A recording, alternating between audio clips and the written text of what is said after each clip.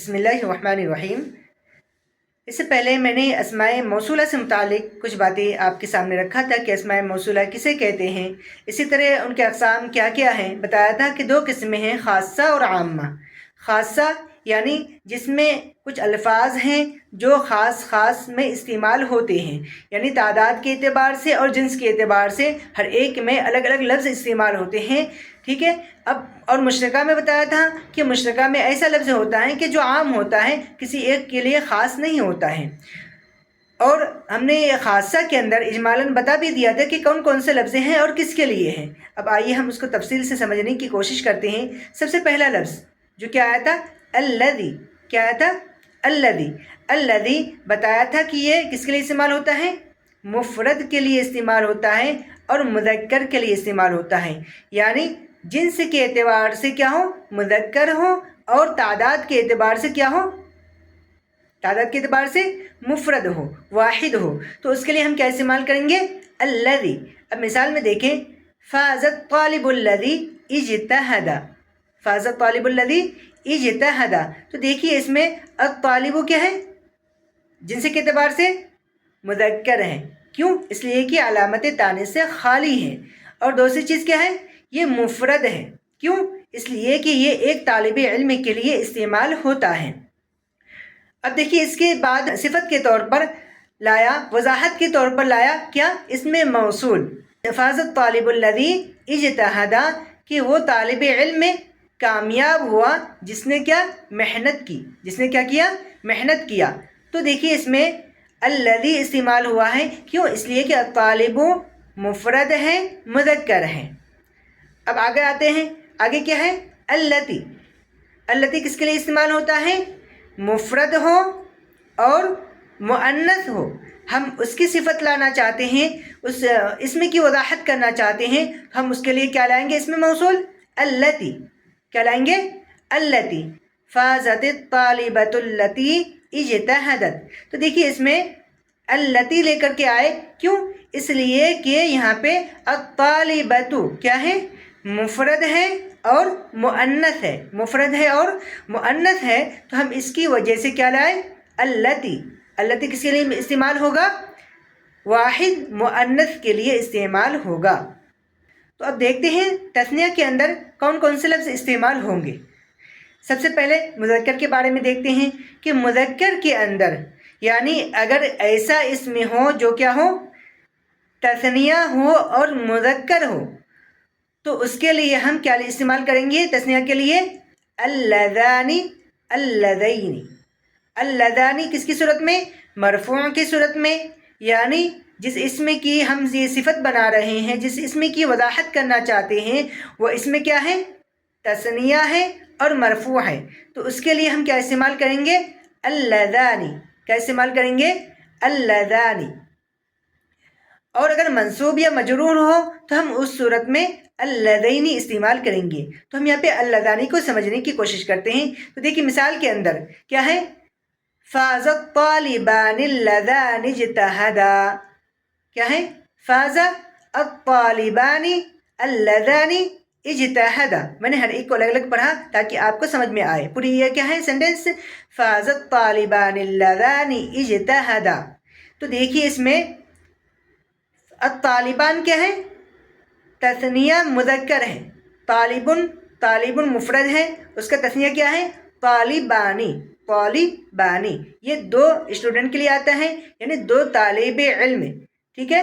اب اس کے ہم وضاحت کرنا چاہتے ہیں، صفت بیان کرنا چاہتے ہیں، تو کیا لائے، اللذان اجتہدا، وہ دو طالب علم کامیاب ہوا جن دونوں نے کیا کیا، محنت کیا، جن دونوں نے محنت کیا، کوشش کیا۔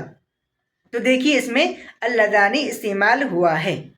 اور اگر مؤنث ہو تو ہم اس صورت میں کیا کریں گے، یعنی تثنیہ ہو، مؤنث ہو، تو اس صورت میں ہم کیا استعمال کریں گے، اللتانی، اللتینی، کیا استعمال کریں گے، اللتانی مرفوع کی صورت میں اور اللتینی منصوب یا مجرور کی صورت میں۔ مثال میں دیکھیں کیا ہے، فازت الطالبتان اللتان اجتہدتا، کہ وہ دونوں طالبہ کامیاب ہوئی کیا؟ جنہوں نے محنت کی ہے، جنہوں نے محنت کی. تو دیکھیے اس کے اندر کیا آیا ہے؟ اللتانی، طالبتانی. یہ کیا ہے؟ طالبتن کا کیا ہے؟ تثنیہ ہے. طالبتن ایک طالبہ، طالبتانی دو طالبہ، دو اسٹوڈنٹ یعنی فیمیل. تو اس صورت میں ہم کیا استعمال کریں گے؟ اللتانی. کیا استعمال کریں گے اس کی صفت؟ اللتانی، اللتانی اجتہدتا. اس کا ترجمہ کریں گے ہم، وہ دونوں طالبہ کامیاب ہوئیں جنہوں نے محنت کی. اب ہم آگے چلتے ہیں جمع کی طرف، کہ جمع کی صورت میں اگر مذکر ہو تو ہم اس صورت میں کیا استعمال کریں گے، اور اگر مؤنث ہو تو ہم اس صورت میں کیا استعمال کریں گے. یعنی اگر جمع ہو اور مذکر ہو، ہم اس کی وضاحت کرنا چاہتے ہیں کسی اسم کے ذریعے سے، کسی فعل کے ذریعے سے، تو ہم اس صورت میں ہم کون سے اسم موصول لے کر کے آئیں گے؟ تو ہم مذکر کی صورت میں لے کے آئیں گے الذین. کیا لے کر کے آئیں گے؟ الذین. یہ چاہے مرفوع کی صورت ہو، منصوب کی صورت ہو، مجرور کی صورت میں، ہر صورت میں ہم یہی لے کر کے آئیں گے. کیا کہیں گے؟ فاز الطلاب الذین اجتہدوا. دیکھیے اس کے اندر کیا ہے؟ فاز الطلاب الذین اجتہدوا. تو الطلاب کیا ہے یہاں پہ؟ یہ جمع ہے اور مذکر ہے، تو ہم نے اس کے لیے کیا لے کے آیا؟ الذین. کیا لے کر کے آیا؟ الذین. فاز الطلاب الذین اجتہدوا، کہ وہ سب طالب علم کامیاب ہوئے جنہوں نے محنت کی ہے. اب اگر مؤنث ہو تو ہم اس صورت میں کیا لائیں گے؟ تو اس صورت میں ہم کیا لائیں گے؟ اللاتی، اللائی. اللاتی لائیں گے یا اللائی لے کر کے آئیں گے. مثال میں دیکھیے، فازت الطالبات اللاتی اجتہدنا. فازت الطالبات اللاتی اجتہدنا، کہ وہ سب طالبہ کامیاب ہوئیں جنہوں نے کیا کی؟ محنت کی، جنہوں نے کوشش کی. تو دیکھیے اس میں اللاتی استعمال ہوا ہے الطالبات کے ساتھ میں. الطالبات کیا ہے؟ جمع ہے. الطالبات کیا ہے؟ جمع ہے، مؤنث ہے. تو ہم اس کی صفت کے لیے کیا لے کر کے آئے؟ اس میں موصول اللاتی. کیا لے کر کے آئے؟ اللاتی. اب یہاں سے ہم ایک خاص تنبیہ کی طرف آپ کو لے جانا چاہتے ہیں. آپ نے پڑھا ہے کہ الذین کس کے لیے استعمال ہوتا ہے؟ جمع مذکر کے لیے استعمال ہوتا ہے. اور اللاتی، اللائی، یہ کس کے لیے استعمال ہوتا ہے؟ جمع مؤنث کے لیے استعمال ہوتا ہے. لیکن اس میں ایک خاص بات یہ ہے کہ یہ دونوں کے دونوں جمع عاقل کے لیے استعمال ہوتا ہے، غیر عاقل کے لیے استعمال نہیں ہوتا ہے. جمع عاقل کیا ہے؟ جمع عاقل کہتے ہیں انسانوں کو، یعنی ذوی العقول، یعنی جو عقل رکھنے والے ہیں. وہ کون ہیں؟ انسان ہیں.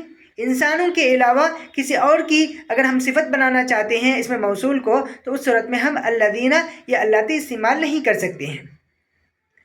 اس کے لیے کیا استعمال کریں گے؟ اللاتی. کیا استعمال کریں گے؟ اللاتی. تو تنبیہ کے اندر دیکھیے کہ کیا لکھا ہے. تنبیہ کے اندر لکھا ہے کہ الذین واللاتی خاصانی بجمع العاقل، کہ الذین اور اللاتی یہ دونوں کے دونوں کس کے لیے خاص ہیں؟ جمع عاقل کے لیے خاص ہیں. وَأَمَّا جَمْعُ غَيْرِ الْعَاقِلِ الْحَيْوَانِ وَالْجِمَادِ، کہ بہرحال جمع غیر عاقل وہ کیا ہے؟ حیوان اور جماد، یعنی انسانوں کے علاوہ چیزیں، چاہے جو بھی ہو، چاہے وہ جاندار ہو یا غیر جاندار ہو، ہم ان کی اگر صفت بیان کرنا چاہتے ہیں وہ جمع ہے، ہم اس صورت میں کیا استعمال کریں گے؟ فَيُوصَفُ بِالَّتِي. تو اس کی صفت کس کے ذریعے سے بیان کی جائے گی؟ اللاتی کے ذریعے سے بیان کی جائے گی. اب ہم مثالوں کے ذریعے سے اس کو سمجھنے کی کوشش کرتے ہیں. دیکھیے مثال کے اندر کیا لکھا ہے؟ یحب الاطفال القطط التي تلاعبهم، کہ بچے ان بلیوں سے کھیلنا پسند کرتے ہیں جو ان کے ساتھ میں کھیلتی ہیں. تو دیکھیے القطط یہ کیا ہے؟ جمع ہے لیکن غیر عاقل ہے. قطن یا قطتن کی جمع ہے لیکن یہ کیا ہے؟ جمع تو ہے لیکن عاقل کی جمع نہیں ہے بلکہ غیر عاقل ہے. بلی تو کیا ہے؟ عاقل نہیں ہے، وہ غیر عاقل میں ہے، حیوان میں سے ہے. تو ہم اس صورت میں اس کی جو صفت لے کر کے آئیں گے، ہم کیا لے کر آئیں گے؟ اللاتی. القطط اللاتی. تو دیکھیے اس کے اندر اللاتی استعمال ہوا ہے. دوسری مثال کیا ہے؟ هذه هي الكتب التي طالعتها، کہ یہ وہ کتابیں ہیں جن کو میں نے مطالعہ کیا ہے، جن کو میں نے پڑھا ہے. تو دیکھیے اس میں الکتب اللاتی آیا ہے. اس کے اندر بھی یہ الکتب کتاب کی جمع ہے، ٹھیک ہے، لیکن کیا ہے؟ جماعت میں سے ہے، یعنی غیر ذوی العقول میں سے، چاہے وہ حیوان ہو یا غیر حیوان ہو، چاہے وہ کوئی بھی چیز ہو، تو اس صورت میں کیا لائیں گے؟ اللتی لے کر کے آئیں گے. جیسے پہلے مثال میں القطط کے ساتھ میں بھی اللتی استعمال ہوا ہے، اور الکتب کے ساتھ میں دوسری مثال کے اندر اللتی استعمال ہوا ہے. اس کو بخوبی یاد رکھیں. یہ ہمیشہ یاد رکھیں کہ الذین یہ جمع کے لیے تو ہے لیکن عاقل کے لیے ہے، اور اسی طرح اللاتی اللائی یہ بھی جمع کے لیے ہے لیکن مؤنث عاقل کے لیے ہے، غیر عاقل کے لیے نہیں ہو سکتی ہیں. غیر عاقل کی صورت میں ہم صرف اور صرف کیا استعمال کریں گے؟ اللتی. کیا استعمال کریں گے؟ اللتی. وہی جو ہم عاقل کی صورت میں بھی کرتے ہیں. کب؟ جبکہ واحد مؤنث ہو. جبکہ کیا ہو؟